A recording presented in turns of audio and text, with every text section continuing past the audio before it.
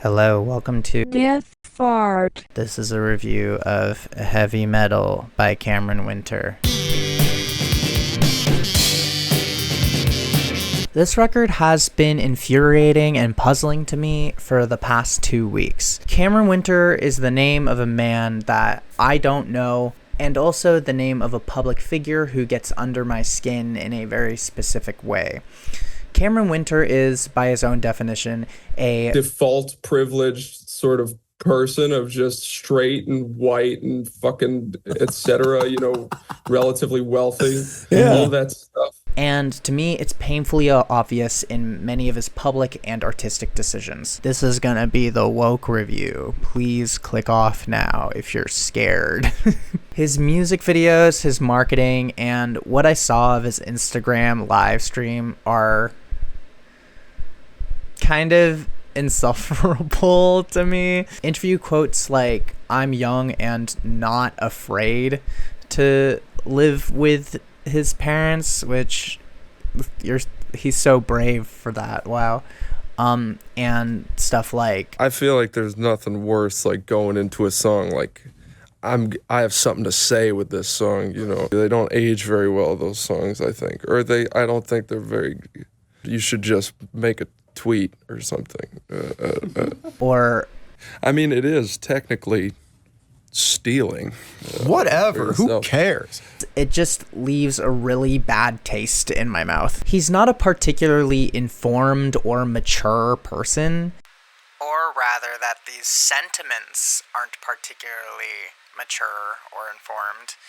Yeah, I don't know who this person is. I don't know why I'm being an asshole about it. And that's to be expected of any 23-year-old white, wealthy, cis gamer guy. I don't know if he's a gamer. And I hate to say that coming to this conclusion doesn't really require much extraneous reading or homework outside of the content that can be heard on heavy metal. The lyricism is very inconsistent and at its worst holds back a lot of the compositional power. Winter mostly sings of heartbreak and creativity in very vague and disingenuous terms, and it's quite uncompelling to me. If the feelings you have are as catastrophic as the compositions, then let's hear some real vulnerability. And on this album, Cameron's voice is so front-facing. The compositions swirl around his storytelling in a way that's very centering of his lyrics. I'm gonna make a workout analogy here, and I don't know if it's right or not because I don't work out, but the lyricism is not successfully repping the tremendous weight that this songwriting is providing for it. The words of Cameron Winter are not appealing, unique, or particularly pleasant for me, which is why it feels almost kind of embarrassing that this album has had my soul in such a chokehold. This is gonna be a positive review after all. Don't worry. I'm not that woke. Don't worry. I'm a little bit unwoke. Cameron Winter is, if anything, an extremely skilled and creative songwriter. I'll say there's a particular musical skill that to me feels very much a product of someone's dedication being nurtured by privilege. That's kind of hard for me to place outside of just vibes. And this album does kind of sound that specific way, but his creativity is entirely his own here. And, naive lyrics and the distinct sound of privileged influence skill are a recipe for a very poisonous experience for me. However, Winter uses his skill and creativity in exciting ways that don't only balance out my gripes, but make for a really exciting record. Winter has a clear reverence for the singer-songwriters of the 60s, but there's a certain compositional and rhythmic futurism in these songs which you couldn't hear on a record made 60 years ago. Winter uses the DAW, which is like the unlimited pocket orchestra, to inject the expanse of the modern sound into a musical attitude long overdue for a revival. Like, Winter recorded some of this shit in a taxi, and Leonard Cohen could not have technically, physically done that, even if he wanted to. And, like, you know, that's like a niche, like, sort of trivia fact about this thing, but I think it does tap into the spiritual core of like what I'm getting at. These songs are so versatile in arrangements, anchored with either piano or guitar, but both of these instruments feel like two sides of the same coin. Everything makes sense together, and every choice feels true to a distinct musical vision. Having the groundwork for this record be a collection of piano ballads makes sense, but it's kind of baffling on songs that sound so natural without the presence of piano, like the Rolling Stones. The extraneous instruments also blend into the canvas seamlessly. Like, it sounds like all of these sounds are just like permeating out of the strings of the piano or the guitar's sound hole, which is, according to Wikipedia, what that's called. So I'm not making that up. Sorry. And this is something made possible with Winter's precise arrangements, but also really, really tight production and engineering. And yet, the way Winter's synthesis of skill and creativity resonates most deeply to me lies further at the core of these compositions. The tempo and meter of these songs, particularly $0, bend, twist, and metamorphize through their runtime in ways that feel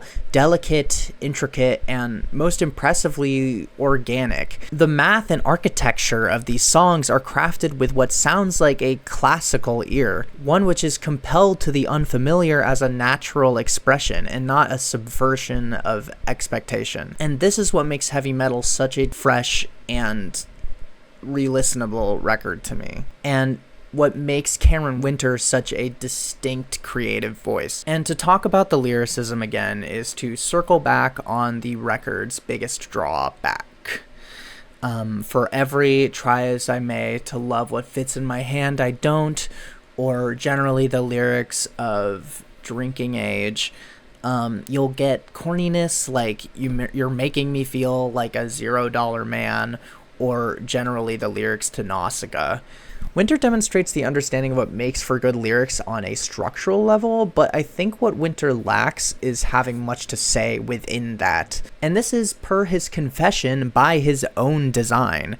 He intentionally obfuscates his vulnerability with generic lyrics about heartbreak and absurdism, rather than allowing his absurdism to inform his vulnerability. Like, there's like that song towards the end where it's like the pounding pianos and like there's all the like Nutrimocotelli kind of like surrealism happening, and it just doesn't work for me. It does not feel like Cameron Winter is invested in crafting this world for the sake of embellishing a greater vulnerability, a deeper point. It feels like Cameron is invested in just saying weird shit. I don't know. That could be callous, but that is like, I don't feel it. I don't feel this song. However, there is capacity for growth. The lyricism on his more recent record, Geese is Getting Killed, is an improvement, and by the looks of his unreleased tracks, he will be leaning further into his ideas of religion. And I specify that because I feel like Winter's perspective on religion is actually rather exciting in several ways. The climax of $0 is by far the most evocative lyrical moment on the album. The whole, like, God is real, I'm not kidding this time bit cuts through the thematic obfuscation that's so overwhelmingly present on the rest of the album by being very rawly direct for like the first time.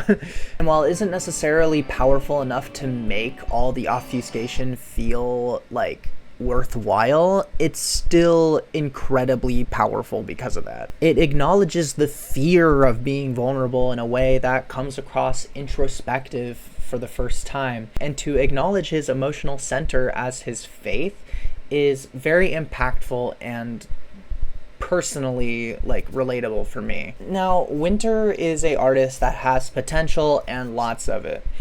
I hope to see him dig deeper on future projects and to put out something with as much thematic ambition as his high-reaching compositions. And this is to say, his compositions here are fucking exquisite, you know? Like, I already talked about it more articulately, but I feel like that is important to restate here. And if he's not injecting as much of his values into his songs because he doesn't think his values are interesting, I hope that he can get more interesting values, or at least feel more passionately about them.